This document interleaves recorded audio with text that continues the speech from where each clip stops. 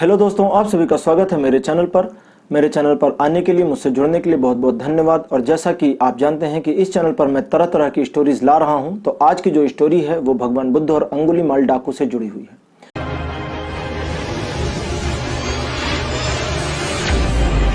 मगध में एक डाकू रहता था। मगध एक राज्य था भारत में, प्राचीन भारत में। तो वहां पर एक डाकू रहता था जिसका नाम था अंगुलीमाल, जिसके आतंक से बहुत सारे लोग भयभीत थे, डरते थे। कारण यह था कि मगध के उस जंगल से होकर के जो लोग भी गुजरते थे उनको अंगुलीमाल पकड़कर लूट भी लेता था, मार भी देता था। और ज्यादातर जिन लोगों को मार देता या जिन लोगों को लूट लेता, उनकी उंगलियां काटकर अपनी माला में वो उसको डाल लेता था। वो गले में एक माला पहनता था जिसपे लोगों की उंगलियां कटी हुई लगी हुई थी।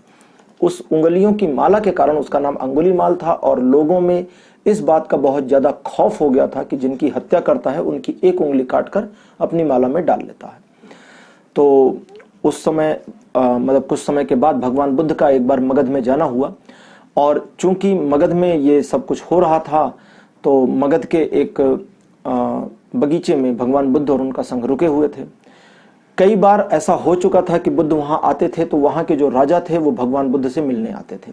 और इस बार भी राजा उनसे मिलने आए, लेकिन राजा जब इस बार आए तो वे सैनिक पोशाक में थे, बिल्कुल सजे धजे तैयार। तो बुद्ध ने पूछा कि क्या हो गया, आज तो तुम बड़े तैयार होकर आए हो, युद्ध के लिए जा रहे हो क्या?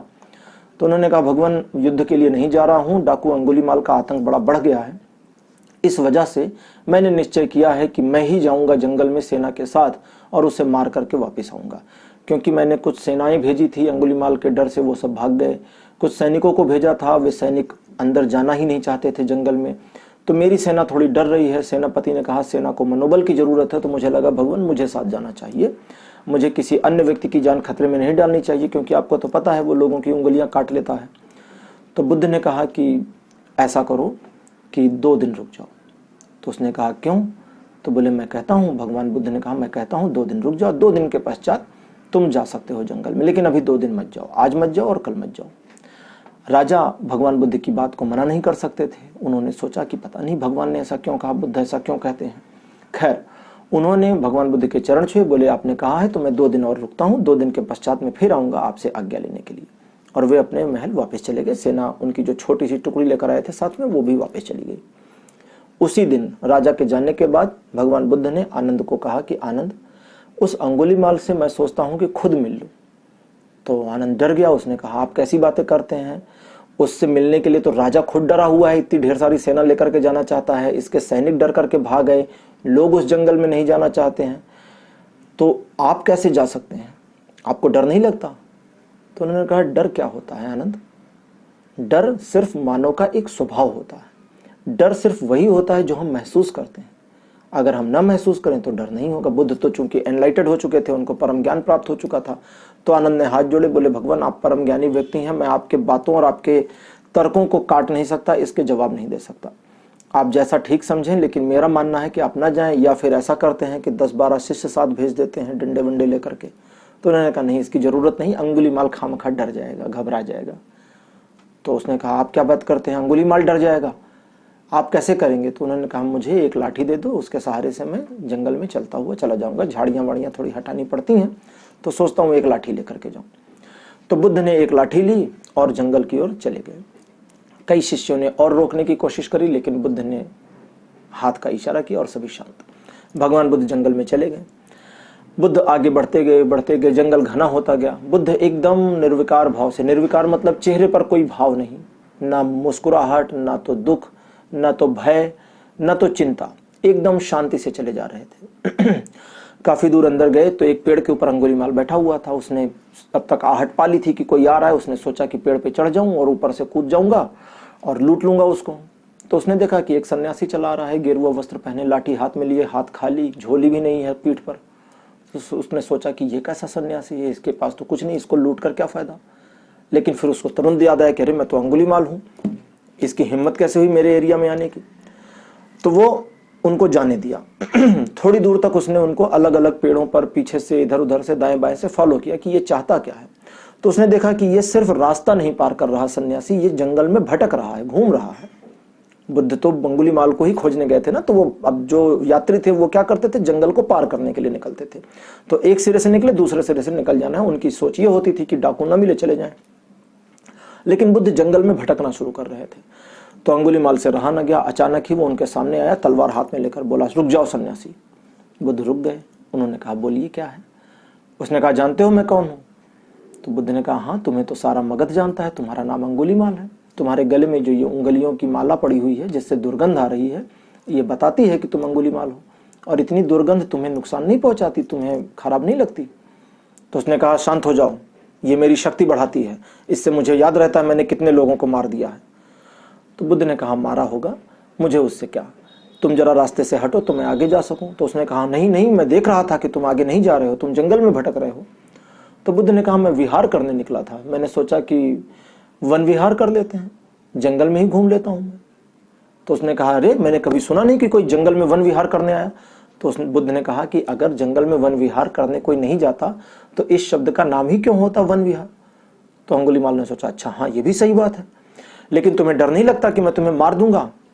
तो बुद्ध ने कहा, तुमसे क्या डरना, तुम्हारे जैसा व्यक्ति जो कुछ भी नहीं कर सकता उससे काहे को डरना। तो अंगुलीमाल ने कहा, अरे तुम ऐसे कैसे कहते हो, मेरे जैसा व्यक्ति जो कुछ नहीं कर सकता, मालूम मैं क्या कर सकता हूं, मैंने 100 लोगों से ज्यादा को मारा है, ये दूसरी माला है जो मैंने पहनी है। तो बुद्ध ने कहा, मारा होगा, मारना कोई बहुत बड़ी बात थोड़ी, वो तो सैनिक भी मारते हैं, वो तो कोई भी किसी को मार देता है आजकल। तो अंगुलीमाल ने सोचा कि मैं इसका क्या करूं, ये तो डर नहीं रहा, भाग भी नहीं रहा, क्योंकि लोग उसको डर के भागने लगते थे और वो फिर दौड़ाता था, आनंद भी आता था, यहां तो आनंद भी नहीं आ रहा था। तो उसने कहा, देखो सन्यासी, मैं तुम्हें समझाता हूं, हो सकता है तुम्हारी समझ छोटी हो, तुम सन्यास लिए हुए हो और दुनियादारी नहीं जानते हो। जैसे देखो ये डाल है, अंगुलीमाल ने दिखाया। बुद्ध ने कहा, हाँ डाल तो है। उसने तलवार उठाई और डाल को काट दिया। कहता, देखा डाल कट गई, ऐसे तुम्हारी गर्दन कट सकती है।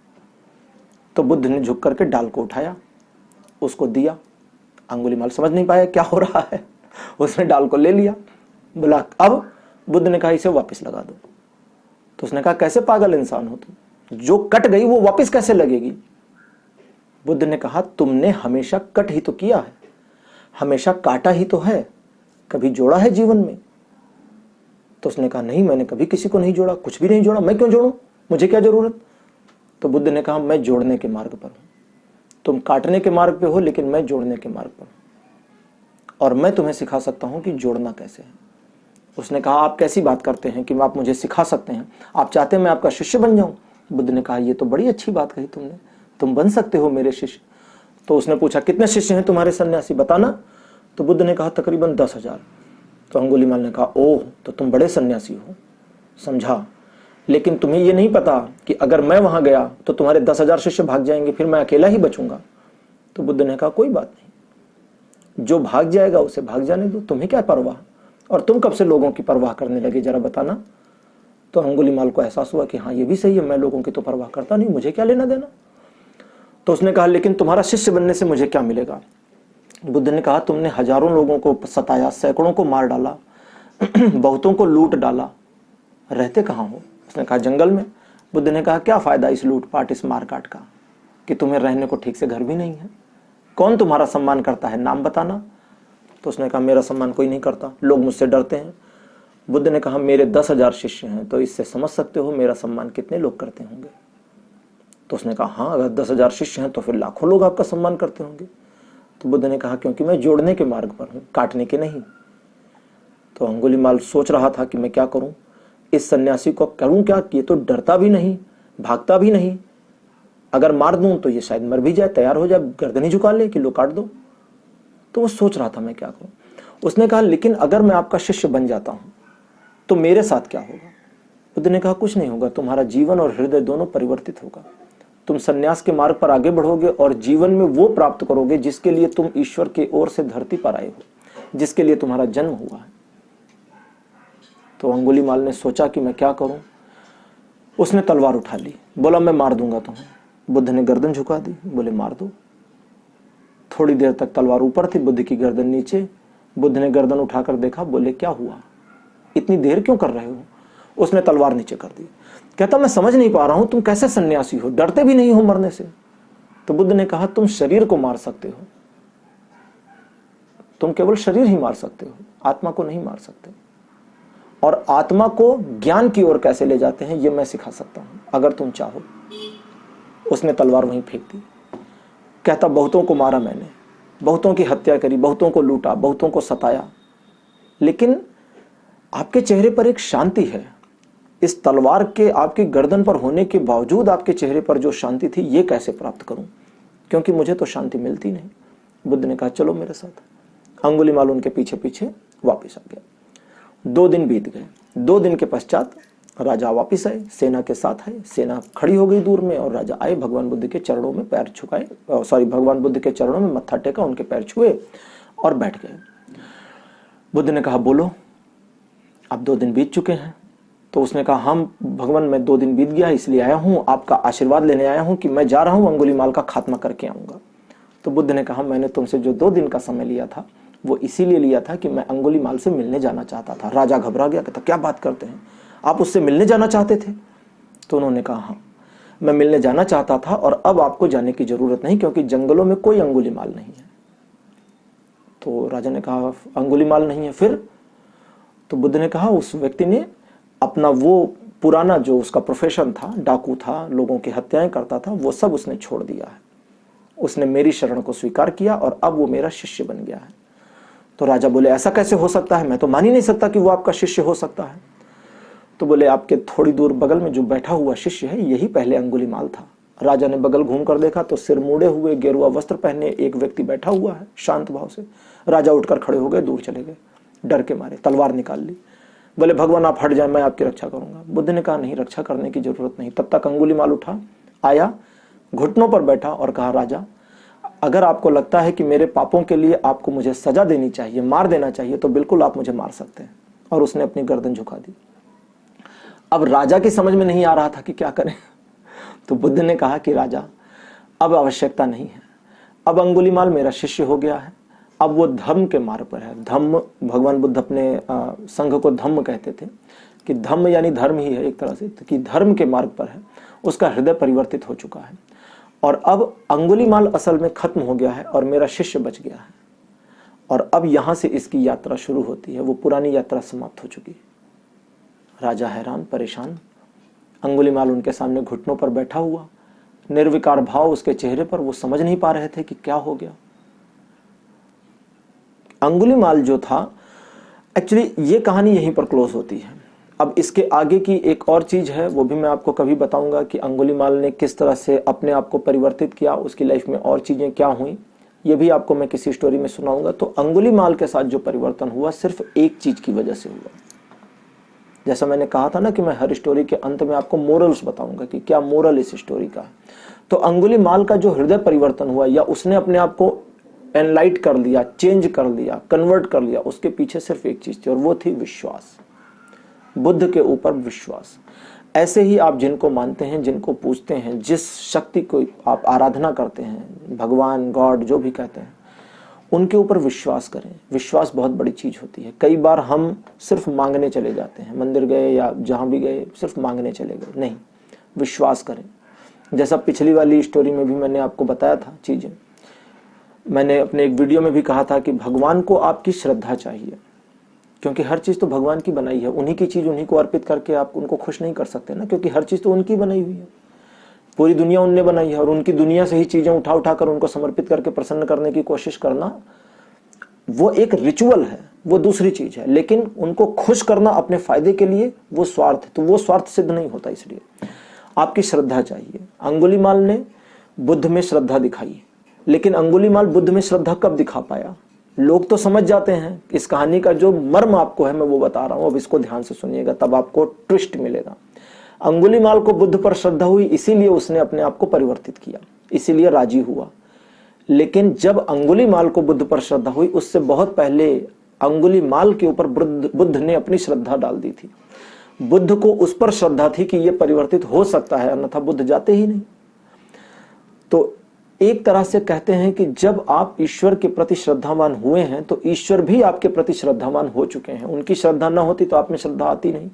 गीता में कृष्ण कहते हैं, पार्थ मुझे जो जिस प्रकार से भजता है मतलब पूजता है, याद करता है, उसको भी मैं वैसे ही भजता हूं, वैसे ही याद करता हूं, वैसे ही पूजता हूं, क्योंकि मैं किसी का भी कर्ज रखता नहीं। क्योंकि अगर किसी ने मेरी पूजा करी है, मुझे भजा है, मुझे याद किया है और मैं उसे याद ना करूं तो मेरे ऊपर कर्ज आ जाएगा, और मैं तो भगवान हूं, सर्वशक्तिमान हूं, मैं किसी का कर्ज कैसे ले सकता हूं। तो ये बड़ी एनलाइटेड बातें हैं। तो कोशिश करता हूं कि इन चीज़ों को हल्के फुल्के ढंग से आपके सामने पेश कर सकूं और हल्के फुल्के ढंग से आपको समझा सकूं। मेरा प्रयास कितना सार्थक रहा कमेंट सेक्शन में ज़रूर लिखिएगा। आज की कहानी आपको कैसी लगी ज़रूर बताएं। इस कहानी को अपने लव्ड वंस के साथ, अपने फ्रेंड्स, फैमिली के साथ शेयर करना ना भूलें और चैनल को सब्सक्राइब करें, बेल आइकन जरूर प्रेस करें ताकि अगली स्टोरी पढ़ते ही आपको नोटिफिकेशन आ जाए। तो आज के लिए इतना ही। अगले वीडियो में एक नई कहानी के साथ फिर प्रस्तुत होऊंगा। और अगर आप मेरे साथ, जैसे कि आप सेटअप देख रहे हैं, वही वाला सेटअप है जो टैरो रीडिंग के लिए है। तो जो लोग नए जुड़े हैं, सिर्फ कहानी सुनने के लिए हैं, उनको बताऊं कि I am a good tarot reader, actually good tarot reader मुझे पता है। और मैंने बहुत सारी टैरो रीडिंग करी है। मेरा जो मेन चैनल है उसका लिंक डिस्क्रिप्शन में दिया गया है। अगर आप मेन चैनल एस्ट्रो गुरु पर स्विच करना चाहते हैं तो डिस्क्रिप्शन ओपन करके क्लिक करके जा सकते हैं। तो आज मेरे साथ जुड़ने के लिए, इस कहानी को सुनने के लिए बहुत बहुत थैंक यू। अगले वीडियो में नई कहानी के साथ फिर मुलाकात होगी। Bye bye.